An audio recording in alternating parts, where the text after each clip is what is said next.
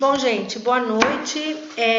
Eu começo hoje uma nova gravação, tô com as minhas parceiras aqui na minha frente. Na verdade, isso aqui é um encontro presencial, mas como parece que as pessoas de alguma forma estão se beneficiando, né, com as aulas que tratam de metodologia da pesquisa ou tipos de pesquisa, então eu resolvi filmar. Talvez não funcione, porque, como eu já disse outras vezes, eu sou péssima nessa coisa tecnológica.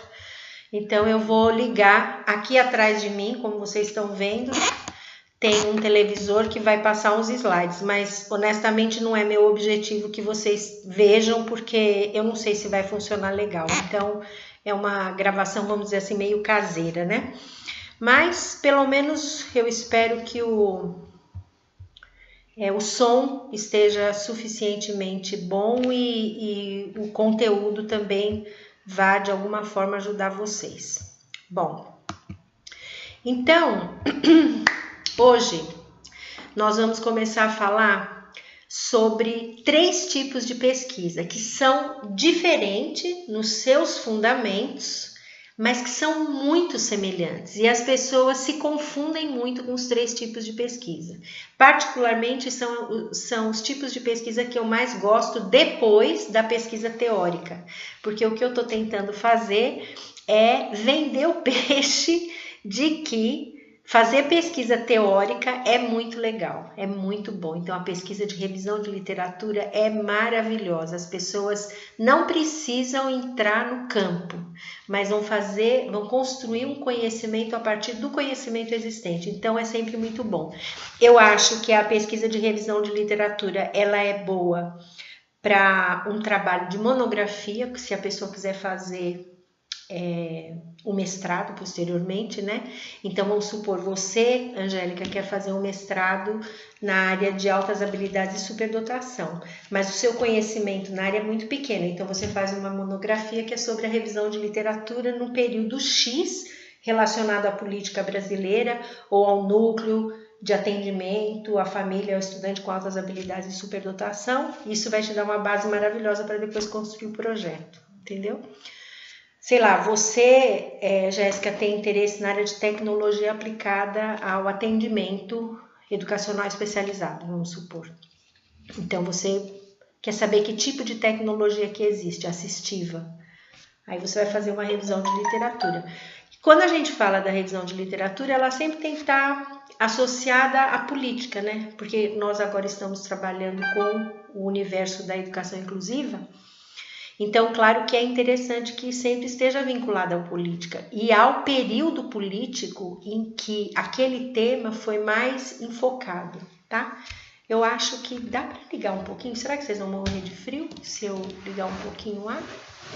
Põe no fraquinho, só para dar uma refrescadinha, tá tudo aberto.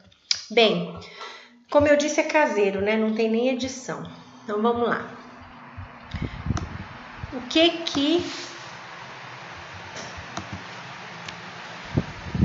Quais são os tipos de pesquisa? Uma breve revisão. Tem inúmeras outras, mas para lembrar um pouquinho que a gente já viu aqui, de pesquisa qualitativa tem a pesquisa participante, pesquisação, pesquisa etnográfica, estudo de caso, que não é estudo de caso clínico. Estudo de caso clínico é para alguém da área de psicologia, da área de fonoaudiologia, da área de fisioterapia, de psicopedagogia, que vai pegar o caso de uma criança que tem isso ou aquilo e vai fazer um estudo sobre aquilo. A pesquisa e estudo de caso não tem nada a ver com isso. Não precisa nem ter uma pessoa diretamente envolvida. É estudo de uma unidade. Por exemplo, Lilian vai fazer um projeto que é sobre o desenvolvimento das funções executivas, né? Em crianças de que fase? Educação infantil? Pode ser? Da educação infantil, então. Aí você pega uma escola, você pega a população toda daquela escola e a sua unidade de estudo para o estudo de casos é funções executivas, não são as crianças, entendeu? Então, o estudo de caso como tipo de pesquisa não tem nada a ver com uma pessoa, uma escola, uma instituição, não. Tem a ver com uma unidade de estudo, que pode ser qualquer coisa. Por exemplo, a unidade de estudo sobre procedimentos de avaliação para definir se uma criança ou um jovem tem altas habilidades, tá? Se você daqui a pouquinho quiser parar, tá? Fica à vontade, é só para dar uma refrescada. Aí tem as pesquisas teóricas, a documental e revisão de literatura que a gente já viu, e tem as pesquisas quantitativas, que também são bastante interessantes e que no Brasil, na área de educação, raramente, mas é raramente mesmo que se faz. O survey é um levantamento de dados de uma determinada área num determinado período e você vai analisar aqueles dados que foram levantados, como, por exemplo, o censo escolar. Um experimento geralmente tem essa ideia de laboratório, ele vem muito na psicologia. Então tem a ideia de que você tem uma determinada situação aqui, aí você faz uma ação anterior, faz um levantamento anterior, analisa aquela situação, realiza uma ação, que é o experimento, e depois você faz a mesma aplicação daquilo aqui para verificar o que mudou. Então esse é um trabalho interessante que envolve geralmente grupos de pessoas, né? E o estudo longitudinal, que também é maravilhoso, raríssima, para ser honesta, eu não me lembro de um estudo desse tipo, com exceção do ONESP. Porque o ONESP, o que é o estudo longitudinal? O estudo longitudinal quantitativo é um estudo que acontece ao longo de vários anos. Então, por exemplo, na área de fonoaudiologia, alguém resolve acompanhar o processo de aquisição dos fonemas de crianças com síndrome de Down. Então, a criança nasceu, começa a pesquisa e ele vai acompanhar a criança por um período de 3, 4, 5 anos. E aí vai levantar dados, não é a criança, mas as crianças, né? Porque preferencialmente você tem que ter um grupo, né? Não necessariamente, mas preferencialmente. Bom, pode desligar ali, viu? Que já deu uma boa refrescadinha, que ela tá com frio. A pesquisa qualitativa, o que ela tem de diferente? É que ela é ao vivo e em cores, na vida real. Tudo acontece na vida real. A gente podia ter aqui uma pessoa colhendo dados sobre uma oficina de formação para a construção de um projeto de pesquisa. Acontece no ato, não é se ela for de campo, né? Se ela não for teórica. Então, sempre tem esse envolvimento. Ela envolve seres humanos, geralmente, ou seja, você vai acabar colhendo dados aonde? Com as pessoas, né? Às vezes você pode ter, vamos dizer que você vai ter assim, ó. Você está fazendo uma pesquisa sobre a cultura de uma escola a respeito das crianças com deficiência que estão nessa escola. Então você vai ouvir as crianças, você vai ouvir a própria criança com deficiência, você vai ouvir os professores, você vai ouvir os funcionários, você vai ouvir as famílias. Embora você ouça todas, né, levante dados com todas essas pessoas, com todos esses grupos, você pode privilegiar na sua pesquisa um. Você vai dizer, não, eu quero saber o que todo mundo acha sobre isso, mas eu estou interessado mesmo na voz das crianças, ou eu estou interessado mesmo nos funcionários, que é uma coisa até interessante, gente, porque não existem pesquisas sobre os funcionários. E os funcionários têm um papel incrível na história, né? Mas não existe, por exemplo, sobre as merendeiras, aquelas pessoas, os que ficam na porta, as pessoas da secretaria, entendeu? Não tem. Eu nunca ouvi falar de um estudo que tratasse do papel dos funcionários nesse processo todo de inclusão. Geralmente, então, na pesquisa qualitativa, se você está olhando experiências humanas, você vai usar instrumentos que têm a ver com isso, né? Que seria, no caso, entrevista, observação,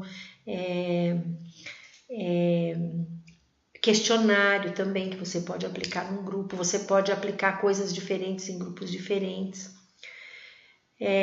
A entrevista sempre pode ser individual ou em grupo, e hoje em dia é uma coisa muito, quer dizer, não é só hoje em dia não, mas hoje em dia mais, uma coisa muito interessante é o uso de tecnologia, né?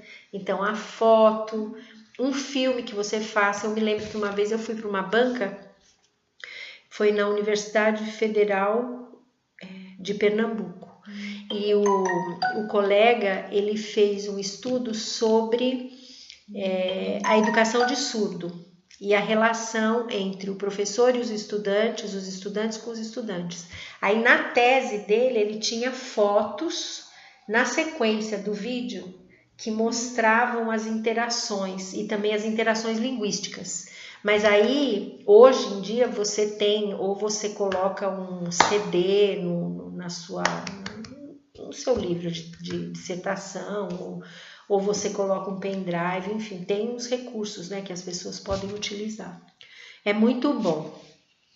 E aplica o questionário, né, eu já falei. Geralmente a pesquisa qualitativa, porque ela colhe dados no campo, ao vivo, em cores, com pessoas, ela é chamada naturalística, que vem de uma situação natural acontecendo. Você vai para a sala de aula, por exemplo, eu fiz muito isso.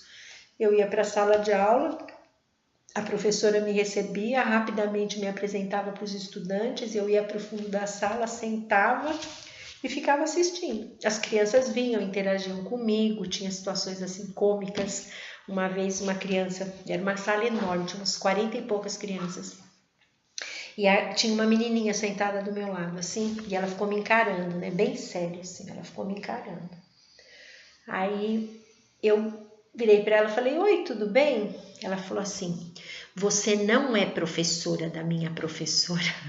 Ela era novinha, acho uns 7 anos, 6 anos.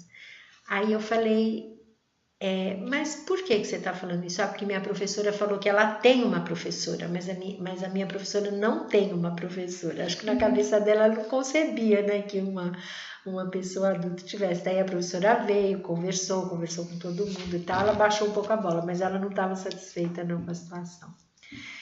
Bom, esses dois autores, né, Bogdan e Bicklin, que vocês veem que é de 82, eles são considerados clássicos da literatura de pesquisa, né?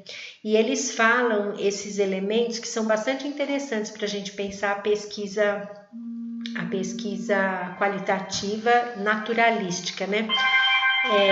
Uma coisa que vocês sabem é que vocês têm acesso aos slides, né?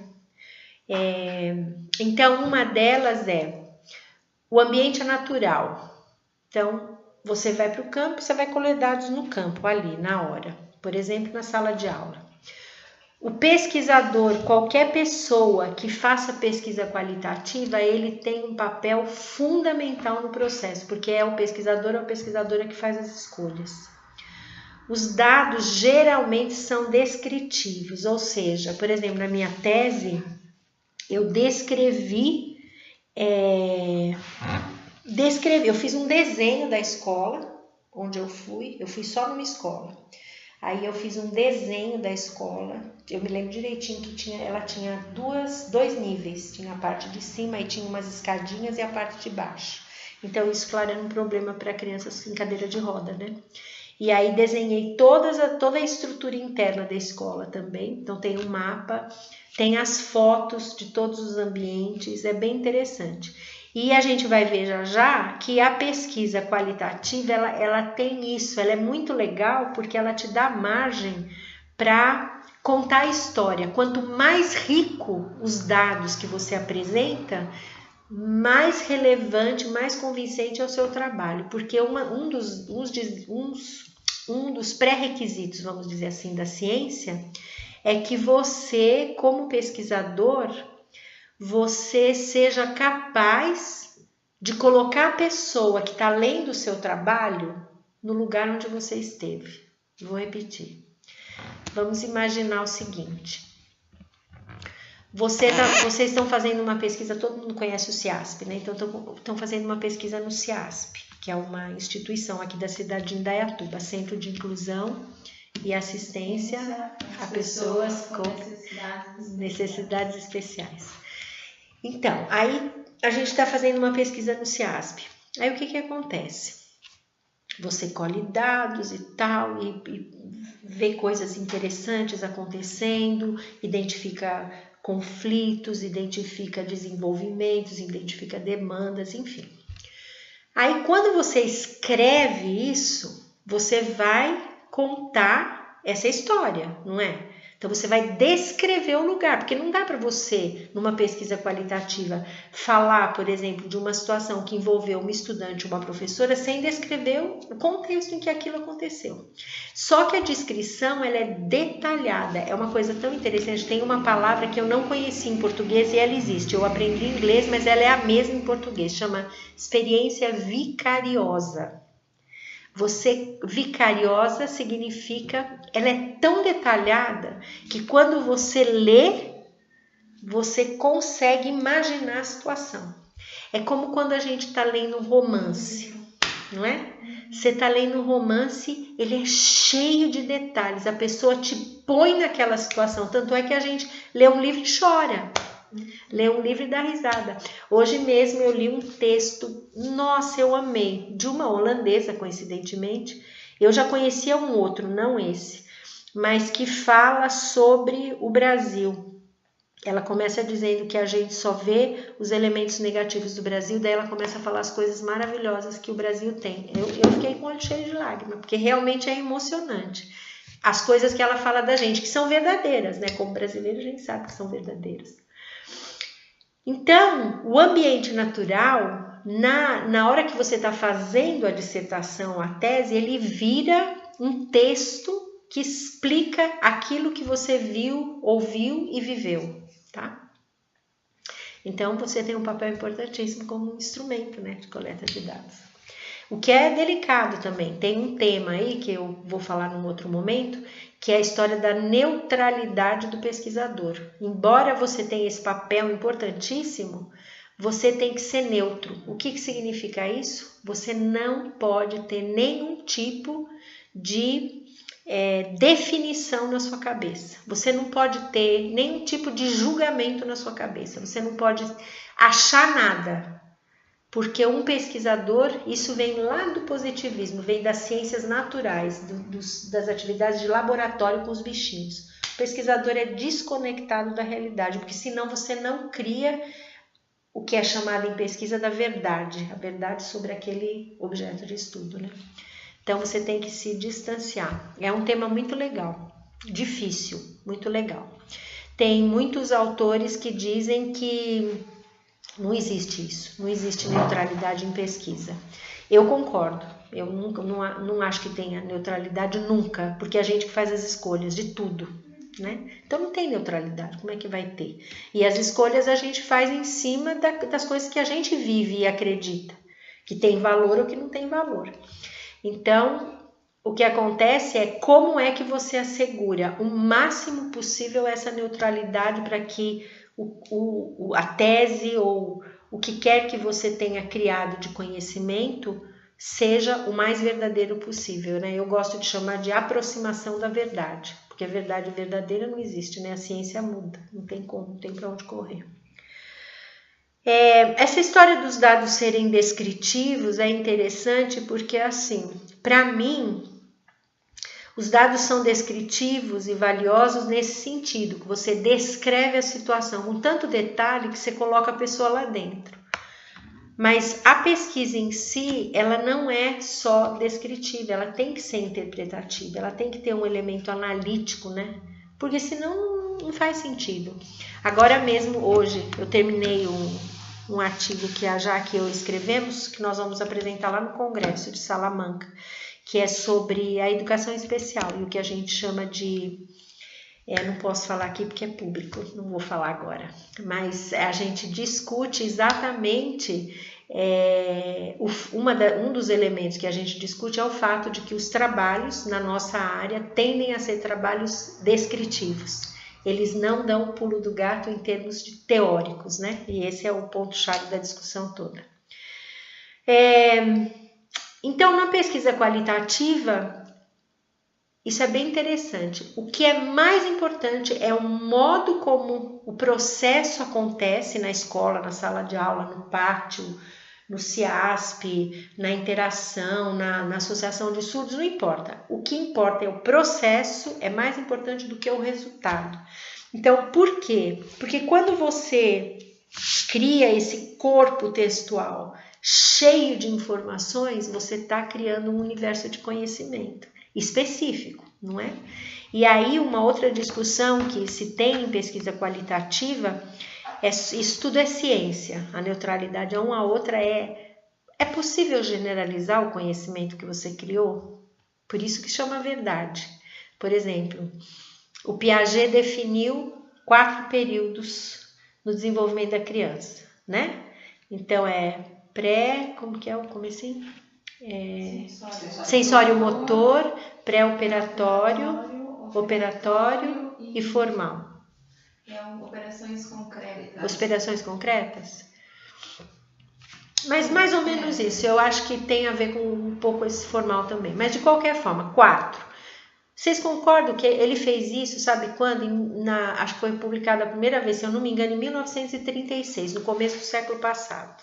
E ainda hoje é usado. Por quê? Porque é verdade. Porque ele diz que o desenvolvimento cognitivo passa por 4 estágios. E ele criou uma teoria tão sólida em termos de desenvolvimento cognitivo da criança que até hoje é usada. Só que vai chegar num ponto que este processo, que eu acho até que já chegou, ele não vai funcionar mais. Sabe por quê? Porque a tecnologia hoje faz um bebezinho pegar isso aqui, ó, e o dedinho com 6 meses de idade ele tá assim. Ele está sendo bombardeado. Então, como é que o desenvolvimento cognitivo vai acompanhar aquilo que o Piaget disse? Mas o que o Piaget disse é importante para o conhecimento que vai ser construído agora.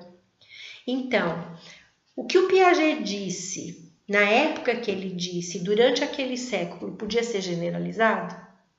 Podia. Mesmo que fosse para uma criança com deficiência intelectual, um jovem.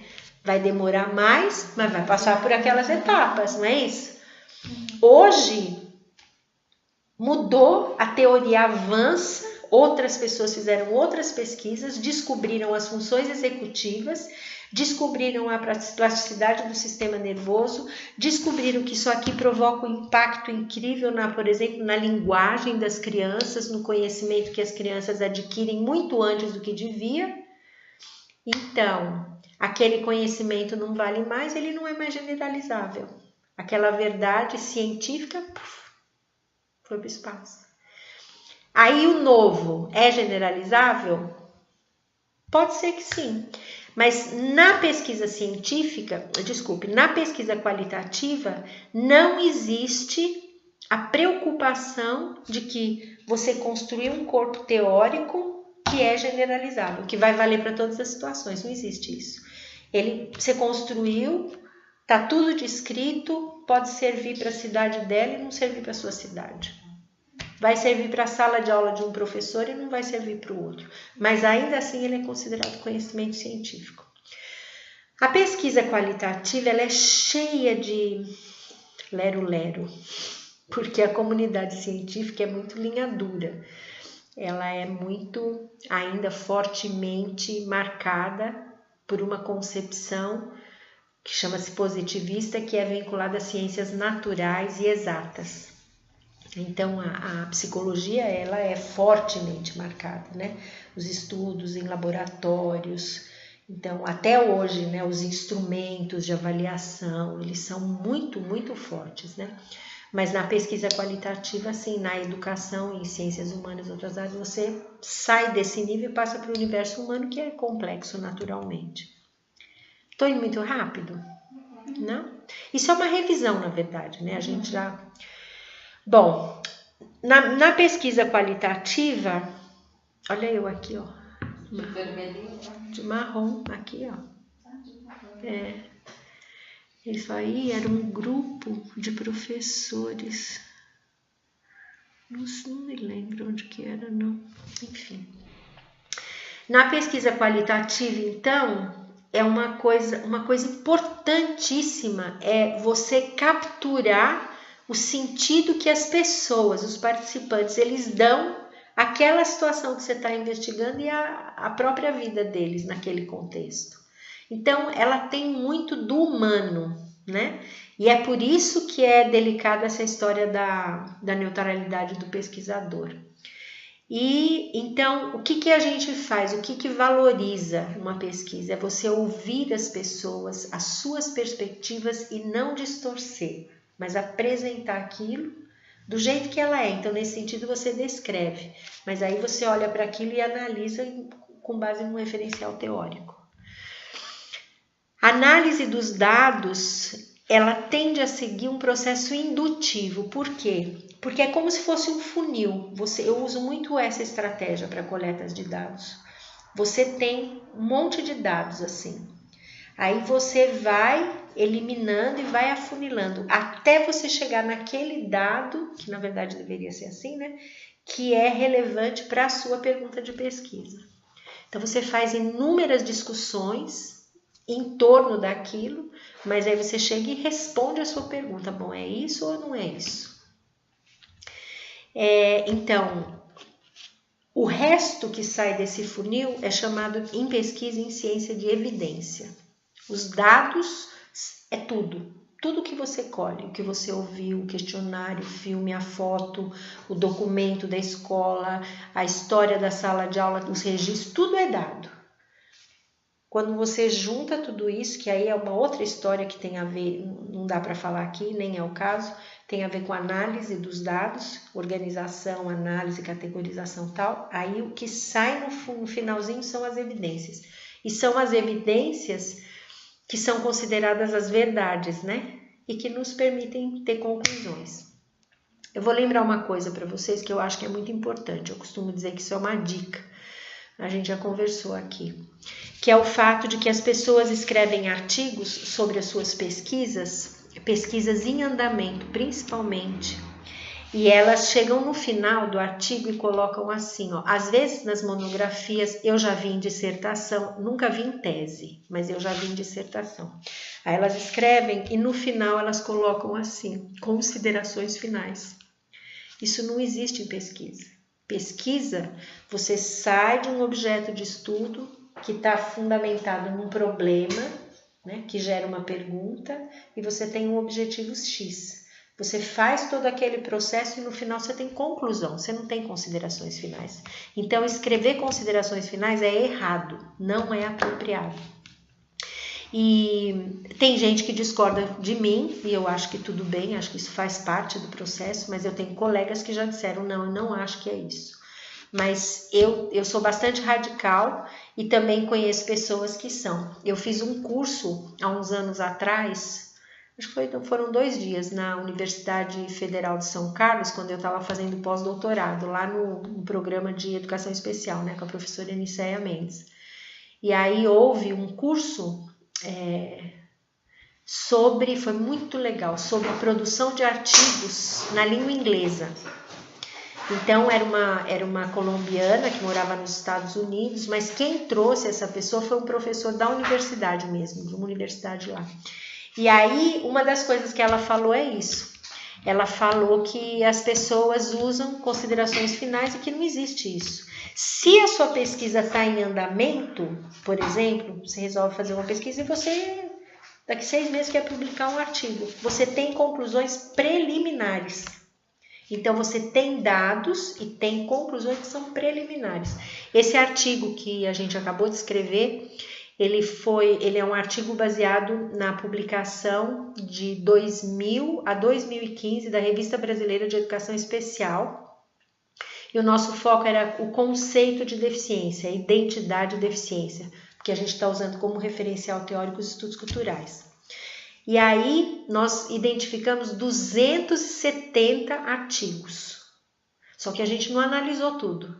Então, o que a gente está falando? A gente está falando lá que nós estamos fazendo um recorte daquele universo de 270 artigos e dentro desse recorte a gente tem achados preliminares. Então, a gente tem conclusões, tá?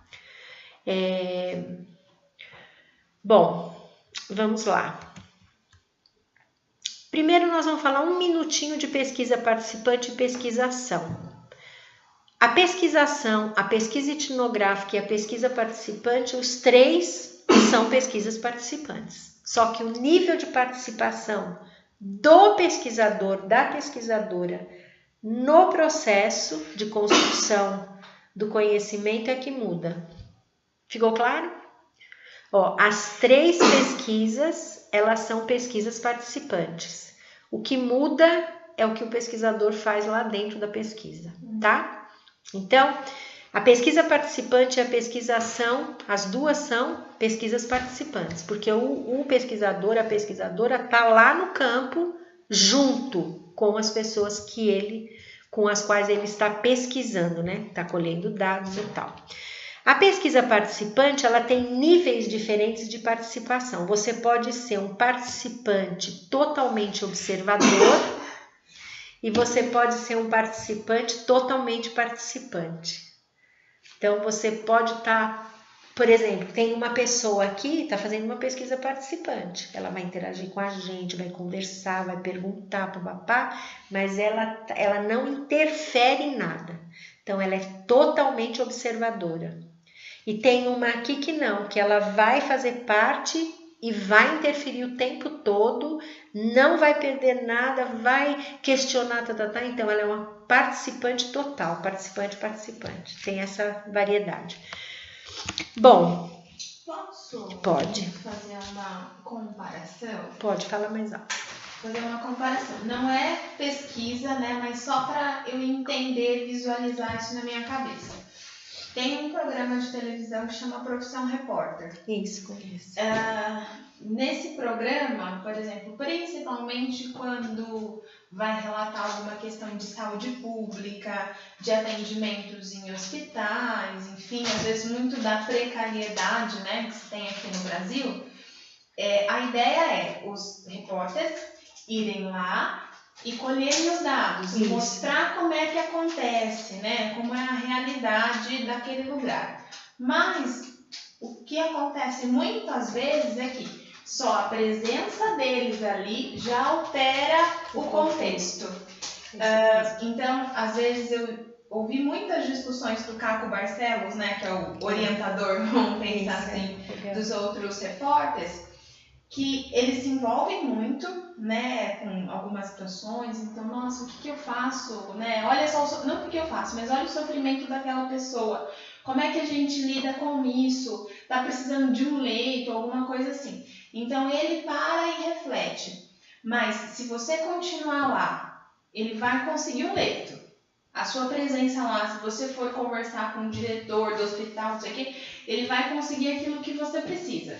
Mas e se você não estivesse aqui? O que acontece com todos os outros? Por exemplo, quando você não está tão envolvido.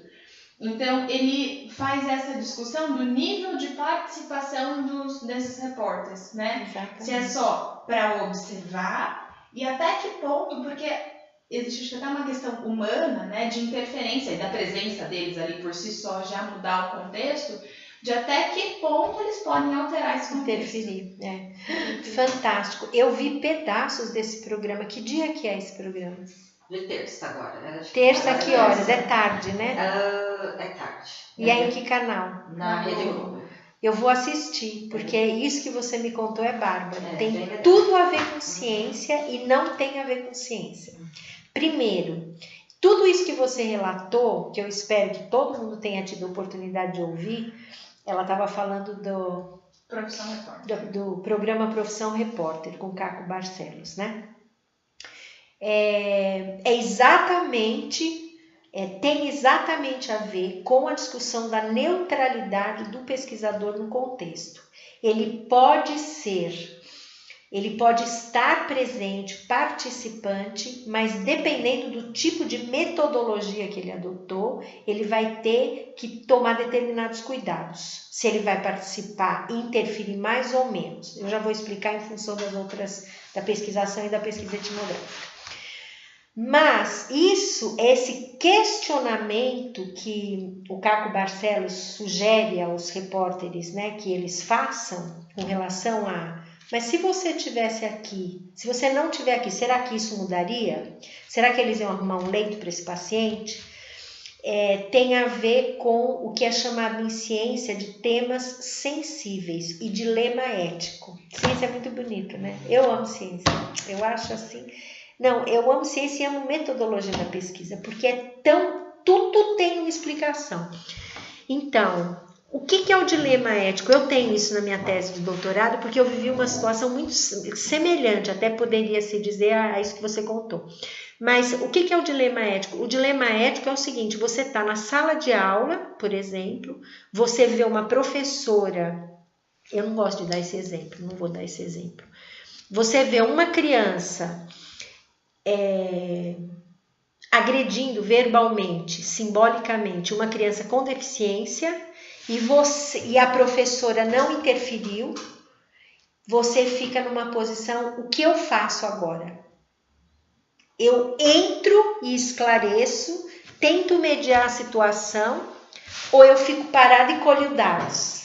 É um dilema ético, né? Quando eu estava fazendo pesquisa, eu estava no último dia, minha pesquisa de doutorado foi feita, eu já falei aqui na Universidade de Manchester, na Inglaterra, mas eu colhi os dados por causa da língua, toda a minha pesquisa foi feita numa escola portuguesa, onde existia um projeto da Unesco que era a base para o meu trabalho de inclusão. O que aconteceu? No último dia que eu estava colhendo dados na escola, eu estava sentada na secretaria, na frente do computador, só trabalhando, eu não estava mais colhendo dados. De repente, entra uma senhora, que era uma pessoa que trabalhava na escola, tipo uma servente, né, que a gente chama aqui, servente, né? Ela entra correndo e chama... Alguém ajuda, fulaninho de tal caiu, quebrou o braço e o osso está aparecendo. Ninguém se mexeu na sala. Ninguém se mexeu. Tinha 5 pessoas ou 4 pessoas, do jeito que eles estavam, ficaram. Quando eu vi aquilo como brasileira, né? Eu entrei em ebulição dentro de mim. Aí eu pensei, meu Deus, o que eu faço agora? Vou lá ver o que está acontecendo com essa criança. Aí eu resolvi ficar na posição de pesquisadora. Naquele momento eu adotei, porque também o que eu podia fazer concretamente? Aí eu parei e fiquei observando o que acontecia. Aí uma pessoa sentada na mesa dela disse assim: fulaninho é filho de fulana de tal. Fulana de tal é muito difícil achar pelo telefone. Aí a mulher, nervosa, dizia, mas tem que fazer alguma coisa, ele está sangrando, não sei o quê. Quem que pode ir comigo? Precisa levar ele no hospital. Aí um rapaz fala assim, fulano, você pode, né? Você vai ficar aqui, não sei o que, era fim de tarde já. Então eu vou levar, tá bom, eu vou levar o fulaninho no hospital. Aí com a maior tranquilidade, levantou, foi andando calminho e sumiu. 10 minutos depois o homem estava de volta. E qual foi a primeira pergunta da minha cabeça? E a criança ficou sozinha no hospital? Ficou sozinha no hospital. Ele levou, deixou lá e veio embora. Eu não sabia o que fazer naquele momento. Ao mesmo tempo em que eu queria levantar e usando um português aqui bem nosso brasileiro, esculhambar aquelas pessoas, eu não podia. Eu estava numa posição de pesquisadora. Quer dizer, eu não estava mais, mas eu estava, porque aquilo lá eu estava trabalhando com exclusão. A minha unidade de estudo, né? Eu fiz um estudo de caso, uma pesquisa de estudo de caso. A minha unidade de estudo era exclusão nas escolas. E aí o que eu fiz? Eu levantei e fui conversar com as pessoas. Quem é o fulaninho? E o que aconteceu? E como é que é? E ele ficou no hospital? E por que você deixou ele no hospital? E isso tem implicação? Eu fui colhendo dados. E essa história está descrita na minha tese. Porque ela acabou entrando, eu nem estava mais pesquisando, mas ela acabou entrando, porque ela foi tão relevante em termos dos dados e do que aconteceu ali para discutir a exclusão, entendeu? Então, pronto, essa é a primeira coisa que eu queria falar sobre a história do programa.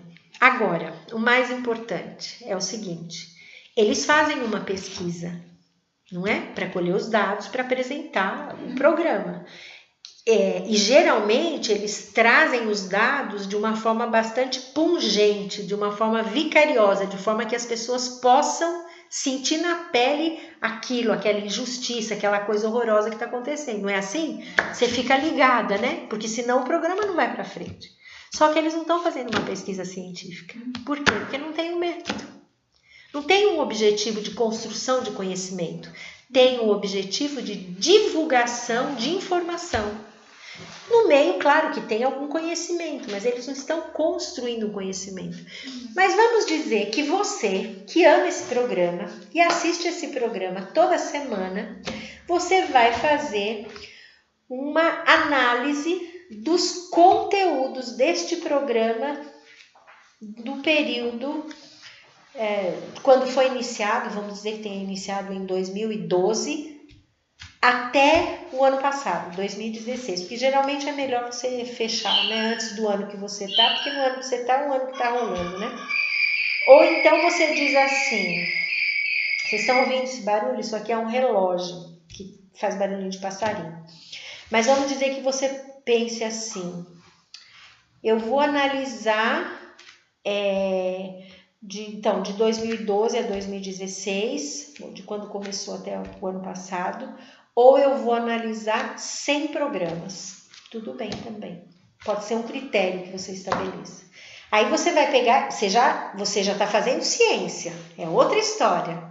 Então você está querendo saber, por exemplo, quais foram os conteúdos ou os temas que esse programa trabalhou ao longo de determinado período. Então você vai lá, assiste todos os programas, faz as suas anotações, retira os dados lá do programa. Olha que legal. Essa é uma pesquisa qualitativa, também documental. Aí você retira, aí você vai ter que ter algum tipo de referencial. Eu não sei, não saberia agora dizer qual seria a pergunta de pesquisa, mas você pode pensar, por exemplo, em colocar alguma coisa assim,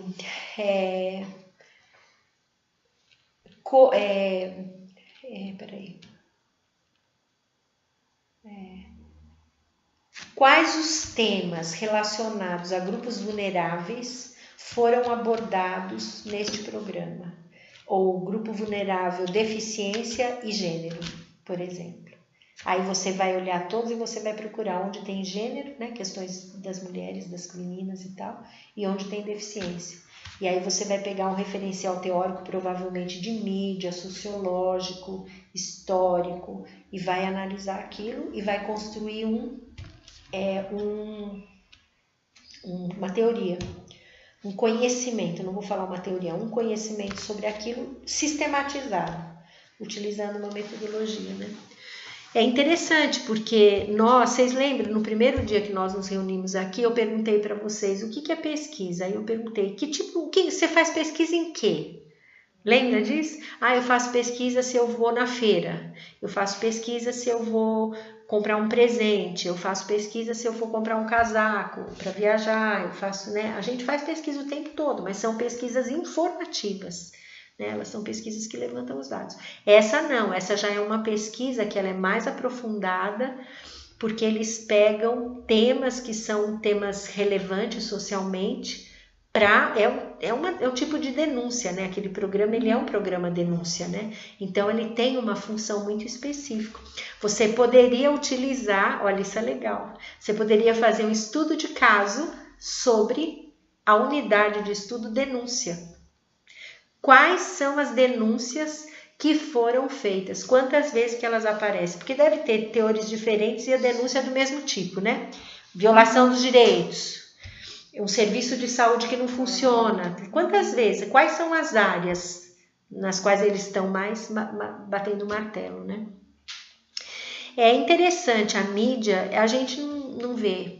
Honestamente, na minha experiência, pelo menos, eu não conheço, assim, muitos trabalhos que tenham feito uma análise, por exemplo, de como a deficiência é retratada na mídia, que eu acho que seria muito interessante, né? Porque a mídia tem um impacto muito grande na vida da gente, né?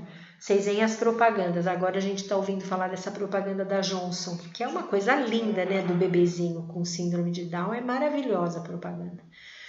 Mas qual é o impacto disso? Por que eles escolheram? Por quê? É bem interessante, eu acho que é uma área legal para se pesquisar. Tem tanta coisa para se fazer, né? Eu vi, só fazendo um parênteses por conta do bebê Johnsons, Uma época que eu estava montando uma palestra sobre a visão da sociedade, né, sobre as pessoas com deficiência intelectual.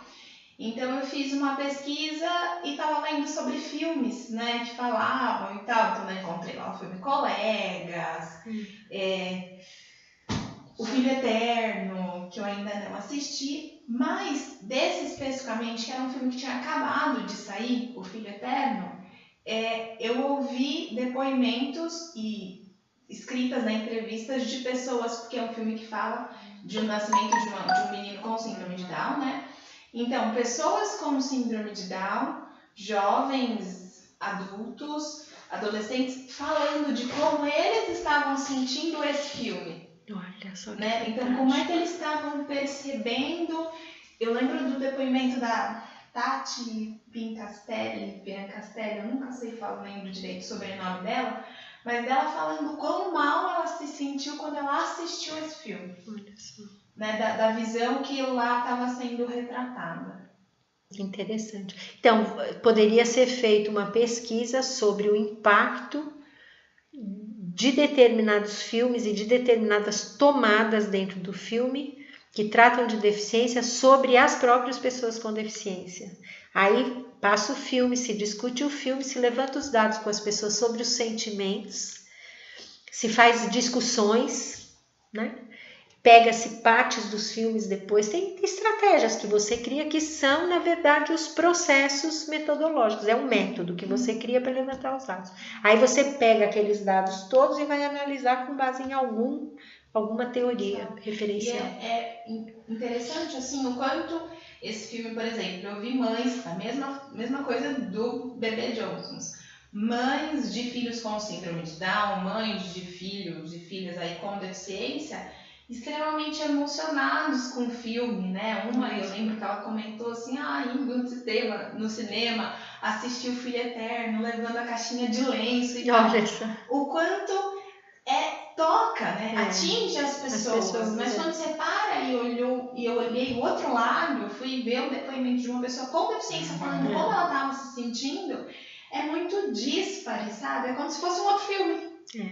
Então, aí você já está interpretando uma situação a partir de dados que se antagonizam, né? Grupos diferentes que apresentam respostas emocionais diferentes. É incrível, né? É incrível. E você pode fazer interpretações em cima disso, usando determinadas teorias. Se você usar o campo de conhecimento da sociologia, você vai fazer uma. Se você usar a psicologia, você vai fazer outra. Se você usar a educação especial, você vai fazer outra e por aí vai. É interessante, né? Bem, aqui vocês estão vendo dois grupos e se imagine que se você fosse pesquisadora, né? Você tem um grupo de mulheres que trabalham com cana de açúcar, né? São as catadoras, né? Das canas, e você tem... É cana ou é milho? Eu acho que é milho. Acho que é milho, são as catadoras de milho, exatamente, não é cana não. E ali você tem um espaço escolar, onde está havendo uma formação de professores. Você pode ser, qualquer uma dessas pessoas poderia ser um pesquisador numa pesquisa participante, tá? Então, qual é a diferença entre a pesquisa participante e a ação? Basicamente, são esses dois elementos, azul e amarelo. Na pesquisa participante, o pesquisador mantém o poder. Ele interage, ele está presente, ele contribui, ele participa, mas tudo que diz respeito à pesquisa e à produção do conhecimento é da responsabilidade do pesquisador. Ele não precisa consultar ninguém para decidir nada, tá? Ele faz o que ele quiser, então ele tem poder absoluto, né, soberania sobre o que está rolando na pesquisa dele. Quando você faz pesquisação, não. Você não tem poder nenhum.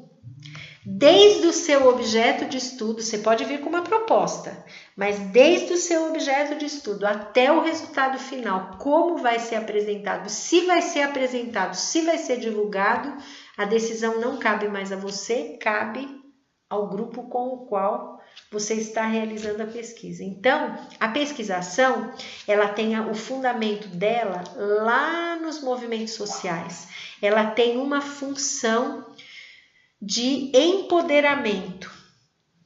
Então, ela divide a autoria, né? Em inglês, authorship. Ela divide a autoria. Então, o pesquisador aqui, ele tem que ir pianinho.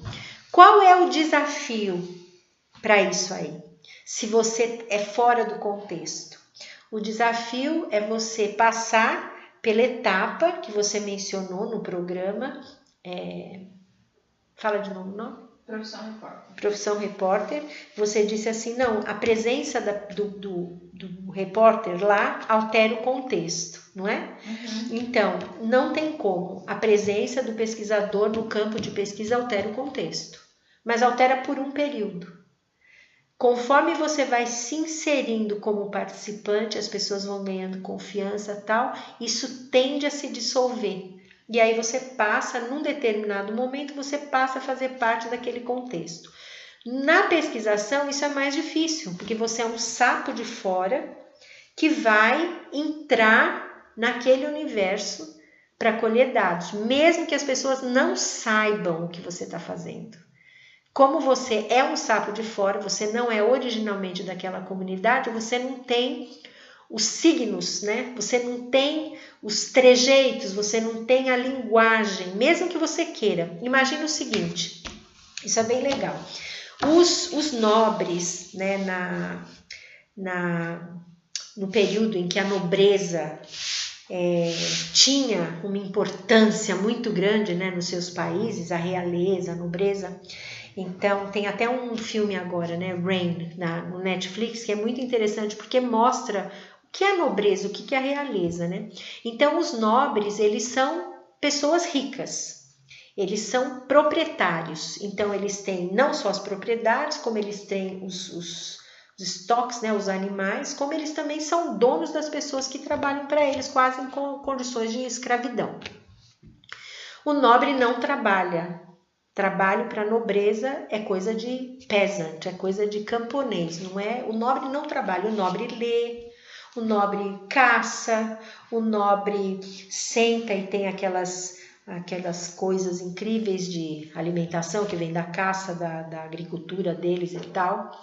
O nobre se reúne e vai ouvir música clássica, traz uma pessoa que canta ópera que eles chamam drawing room, né? Então, os nobres fazem isso em tudo quanto é canto do mundo, onde existiu a nobreza, a realeza, eles vivem assim. Quem paga os nobres? Quem paga os nobres quem paga a realeza são os nobres. Então, a realeza se preserva porque tem nobres que sustentam a realeza. E no final das contas, é tudo relação de poder, é como os políticos de Brasília, é tudo relação de poder. O que acontece? Você não é da nobreza. Mas aí você inventa, tem um filme, aquele, como chama? Que tem aquela música Coração Valente, eu acho. Que tem aquela música We will rock you. Vocês viram? É, muito lindo, Coração Valente, né? A tradução. Bom, com aquele rapaz que morreu, né? Então, o que acontece? Eles não eram nobres. Então, o que tem? Se você vê o filme dessa perspectiva, você descobre que os nobres criaram códigos. E ainda hoje isso existe entre os ricos. As famílias ricas, que não querem que os filhos casem com quem não tem os mesmos recursos, eles criam códigos. Que quem não é do grupo não domina, então quando a pessoa vai para o grupo, ele identifica. Na pesquisa ação, você vai trabalhar com mulheres que são catadoras de milho, mas você nunca catou milho na vida. A primeira coisa que elas vão olhar é sua mão, não tem calo. Isso é um código. Então, na hora, se você disse, não, eu catava milho lá não sei onde que eu morava, lá num outro estado, ela sabe que você não catava milho. Vão olhar a sua pele, a cor da sua pele, o seu cabelo, o modo como você pega o milho para cortar. Então, são códigos internos aos grupos que são identificados. Então, qual é o maior desafio da pesquisação? É você passar por essa etapa ao ponto de que as pessoas consideram você parte do grupo. Então tem os ritos de passagem. Tem uma pesquisa que foi conduzida por uma pessoa, acho que é Fernando Costa, se eu não me engano. Tem outros nomes, mas eu não me lembro. Na USP, há vários anos atrás, que virou um boom, assim, foi um estouro. Ele era um estudante de mestrado da USP, eu acredito que era da sociologia. E ele fez um estudo sobre os garis dentro da USP. Estou procurando isso para te mostrar. Você lembrou? É Fernando Costa, né? Ele fez um estudo sobre os garis. Aí o que ele fez? Imagina, ele era um estudante de mestrado, tá? Para ele fazer os dados, trabalhar para colher os dados, ele teve que virar gari.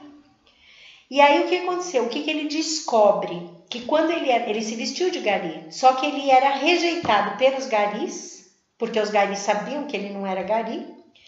E ele, quando estava vestido de gari, não era reconhecido por ninguém do grupo dele. Não era ele. As pessoas não olhavam para ele, então não enxergavam ele. Ninguém sabia que ele era gari. Ele passava perto do orientador, dos colegas, ninguém sabia. Aí ele foi tendo o processo dos ritos de passagem. Num determinado momento, que é quando ele é aceito pelos garis como uma pessoa que faz parte do grupo, que é um dia que eles iam comer, eles se sentavam no meio fio e comiam das latinhas, enfim, dos recursos que eles tinham, as marmitas e tal, e sempre se sentavam afastados dele, ele ficava sozinho. Mas aí teve um dia que ele levantou, pegou uma latinha qualquer do lixo, suja, foi, colocou o café e tomou. Nesse dia ele passou a ser aceito pelos garis. É incrível, né? Tem uma outra, ele criou o conceito de invisibilidade, que a Alessandra trabalhou no projeto dela, que eu já vou falar aqui rapidinho. Eu fui numa banca de doutorado na Universidade Federal da Bahia, alguns anos atrás, e a moça que fez uma coisa, foi uma das experiências mais maravilhosas das quais eu participei, porque foram lá, os indígenas foram lá. Ela tinha uma inserção em umas tribos. Então a dissertação, a tese dela foi sobre deficiência dentro da tribo. Mas ela tinha inserção, então ela não teve problema, chama-se acesso. E tem até um termo que é usado, que é gatekeeper, que é quem te ajuda a penetrar no grupo, né? O gatekeeper é o goleiro, é a pessoa que abre as portas para você. Você achou? Como é que é o nome 8 anos. Do trabalho? Uhum. Como é que é o nome do trabalho? Só um minuto. Ele é psicólogo. Ah, tá. Então, mas a dissertação dele foi na psicologia? Uhum. Fala o nome, tem aí o título, não? Não tem o título.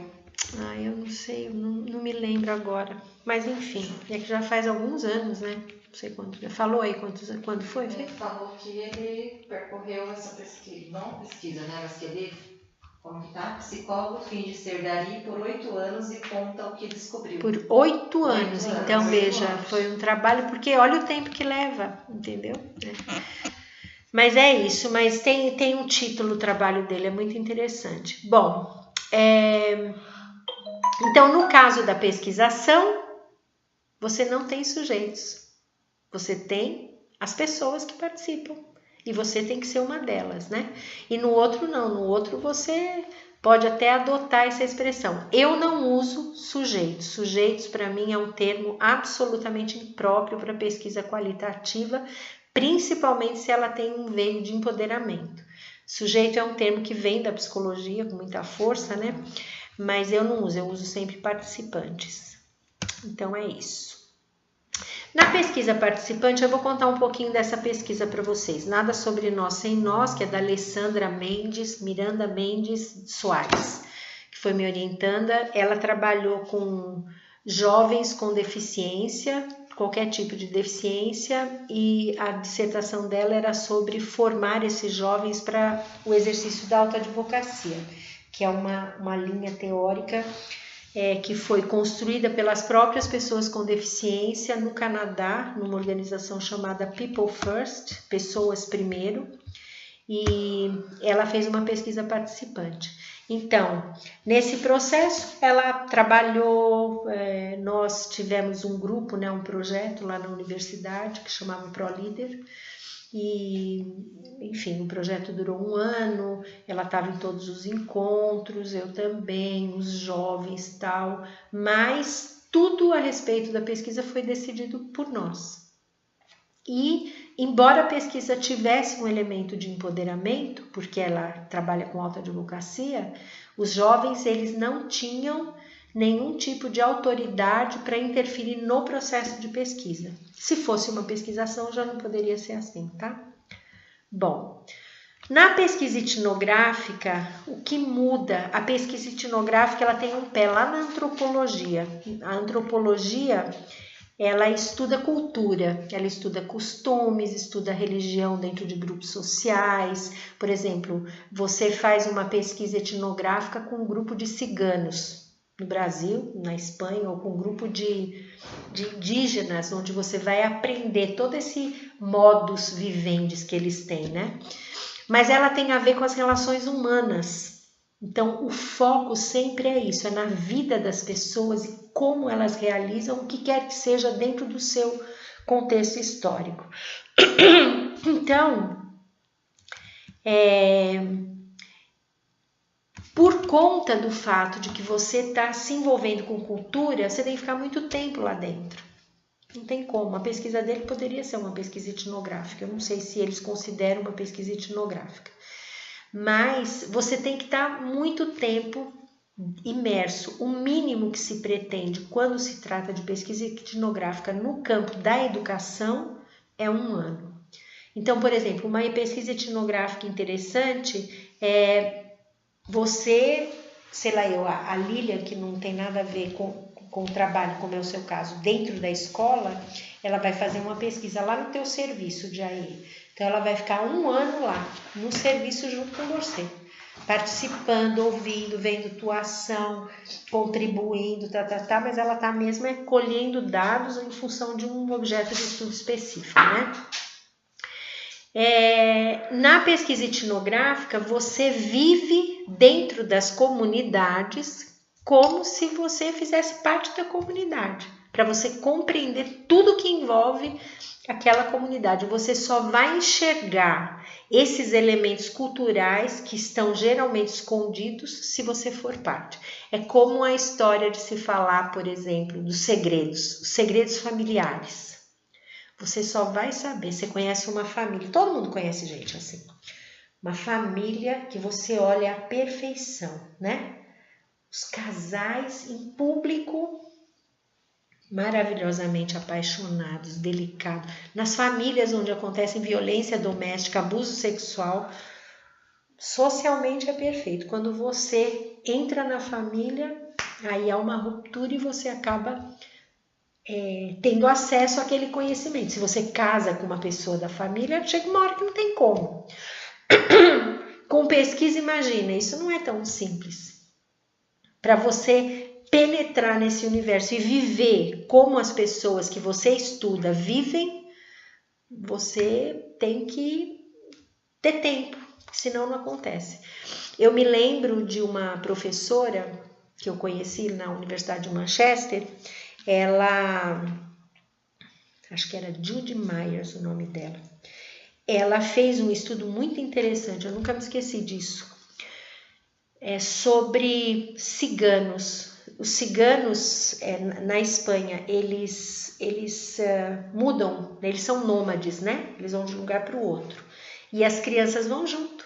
Então, o que acontece? As crianças não têm escola. Então, essa professora da universidade, ela e uma outra pessoa que tinha um pouco de inserção no grupo, elas passaram a ser professoras do grupo e foram indo com eles nos vários lugares para ensinar as crianças. Eu me lembro que era alfabetização. Então, elas fizeram isso por um período de 2 anos. Aí, o estudo delas era maravilhoso, porque retratava aquele universo que, se você não estiver lá dentro, não tem como você fazer. né?